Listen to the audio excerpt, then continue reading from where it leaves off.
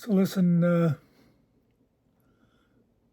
need to tell you right now that I am recording this on October 7, but the idea for it came to me and I'm going to post it to be released on Veterans Day.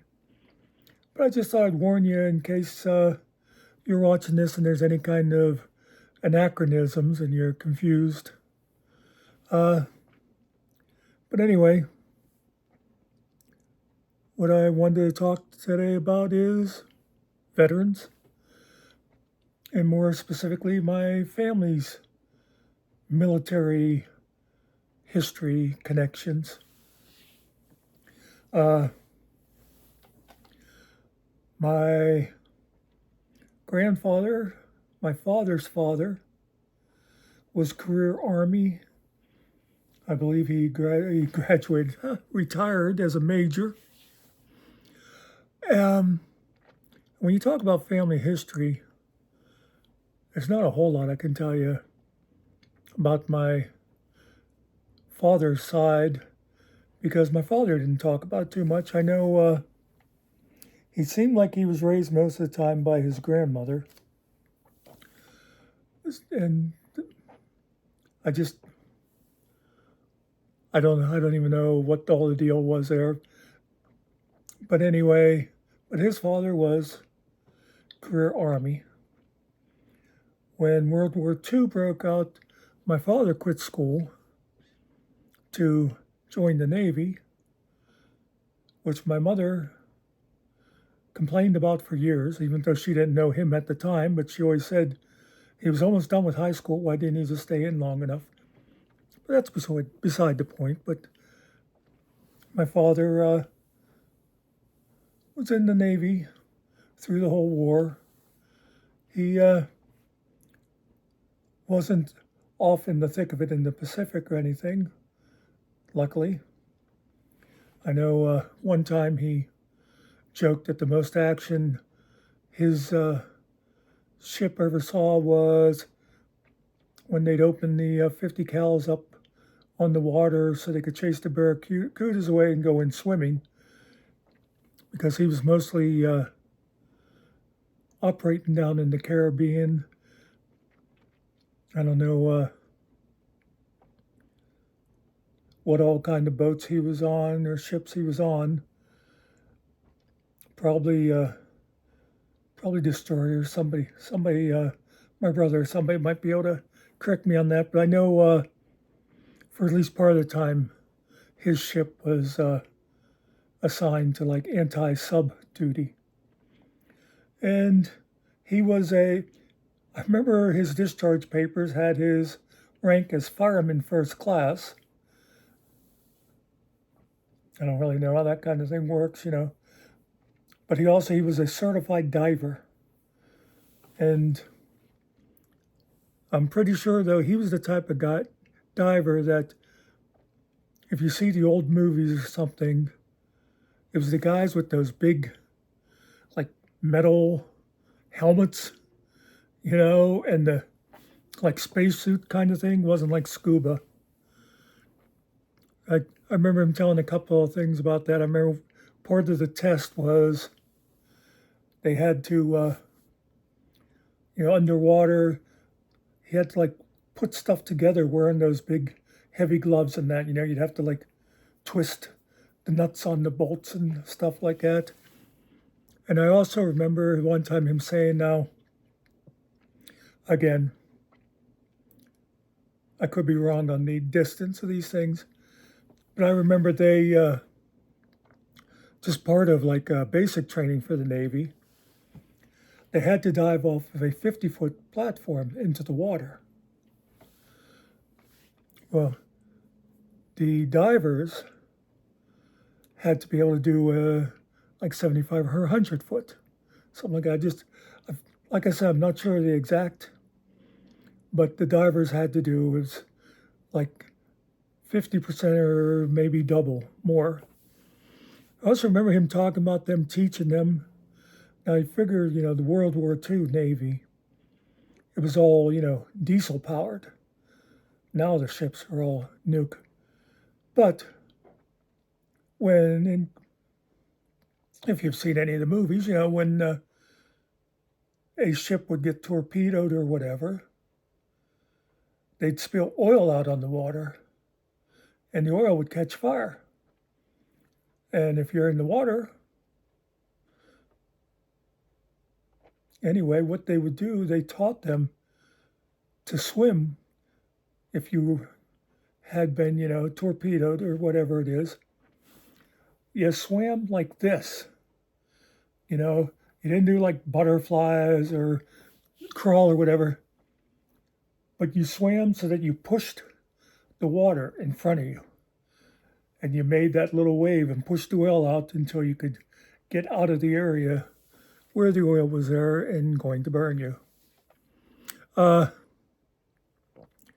that was my dad's military service. The other interesting thing about that was my mother complained about him not graduating high school, but if he wouldn't have joined the Navy, he never would have met my mother, because it was because of him being up Connecticut then that he met her. I don't know.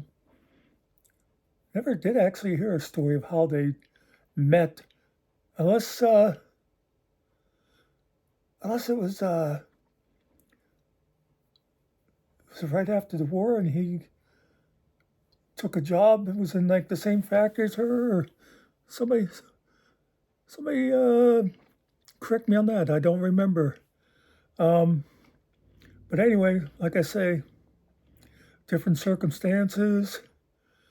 There never would have been a Jean and Mary, which means there wouldn't have been a Lila, Jim, Rick, or Barb, or tragically me. So anyway, one other thing, like I said, I know my grandfather, my dad's dad was military, was career military. Barb one time was looking up some stuff on like Ancestry.com, and she claims that our family goes back clear to colonial times in America. And so we're pretty much involved in every war. Although, if I remember correctly, the colonial time Muckies were Tories. But if you think about it, at the time, they were patriots. The only reason Thomas Jefferson and those guys are called patriots now is because they won. If they'd have lost, they'd be traitors. Anyway, now the other side of the family, my mother's side. Oh, and I will mention neither me or my brothers or sisters ever served in the military. I seem to remember Jimmy, the oldest, one time. It seems like he went the one time, and then he just came home and said that was a wasted trip or something. I don't know what it is. I don't know if he did he flunk physical, what? And I think Rick might have considered it. I don't know why he would have decided against it. I briefly flirted with the idea, but that would have been a disaster. But anyway, so none of us served. Now on the other side, on my mother's side, her dad was in the military back in the old country. And in another video, I mentioned to you, there's a story I wanted to tell that had to do with when Uncle Joe and Aunt Sophie were dating. And that has to do with my granddad's military service. But we're going to save that for another time. And there's a good chance that by the time this video airs, I'll have already told that one, so you'll know what it's about anyway. Anyway, so he was, and I think he was in the cavalry over in the old country. I'm not sure if anybody ever said that, or if I always just assumed that because he had an old cavalry saber. But a couple of my brothers, my mother's brothers, my uncles, served.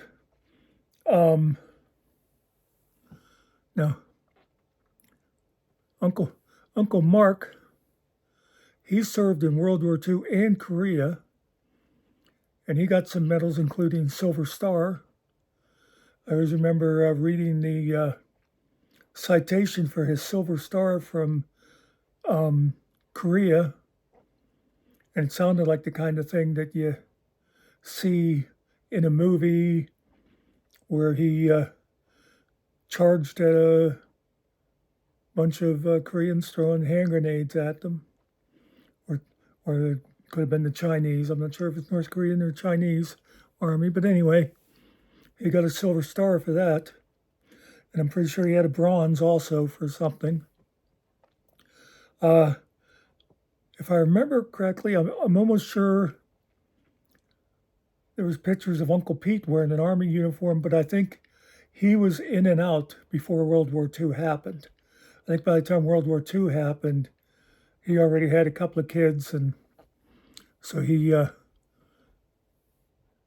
would have been deferred for having a family. And trying to think, the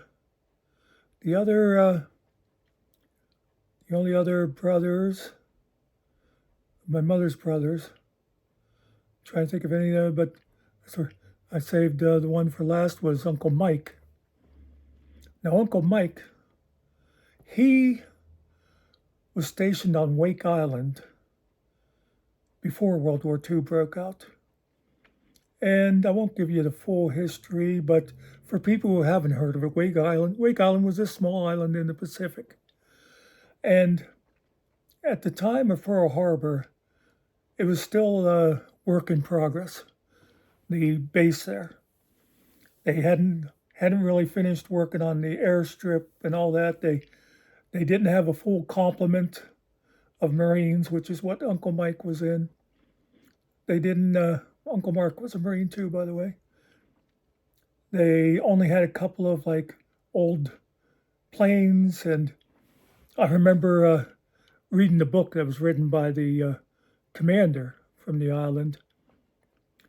Their artillery didn't even have the sights installed. When they used it, which they soon had to do, they were looking down the barrels like firing a rifle. But anyway, like I said, that was Wake Island. Well, Wake Island, right after the Japanese attacked Pearl Harbor, on their way back, they stopped by Wake Island. And several of the Japanese frontline ships and all that. And there was this little island, undermanned, under equipped. And it should have fell like in an afternoon. And instead, they held out for, I think it was about 2 weeks. And there was even a report that a relief force had been sent to Wake Island, because of course, as soon as they were attacked, they said we're under attack. A relief force was underway, but they're halfway there. They got turned around because the geniuses in Washington or whatever said, by the time you get there, our base will have been overrun, and there's no sense in throwing good soldiers after bad, basically. So they got turned around, but that little base held out for much longer than anybody thought. And eventually, the colonel in charge gave everybody the order to lay down their guns and surrender. So Uncle Mike spent the entire World War II in Japanese POW camps. And if you know anything at all, a Japanese POW camp was,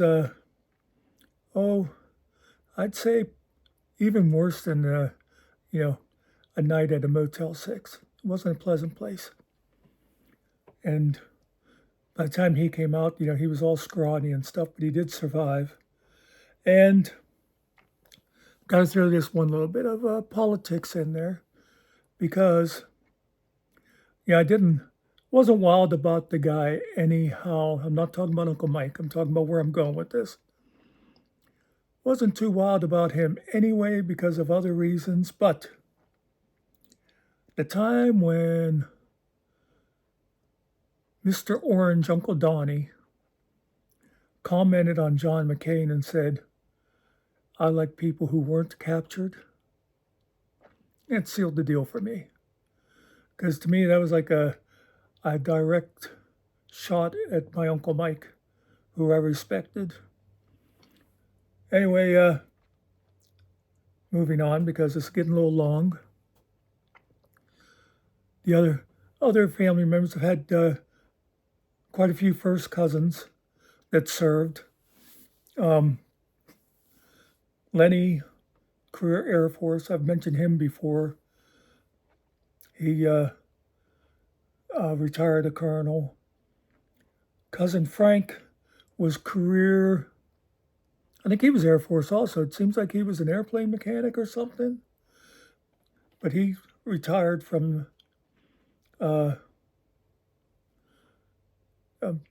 Buckshot, as we called him.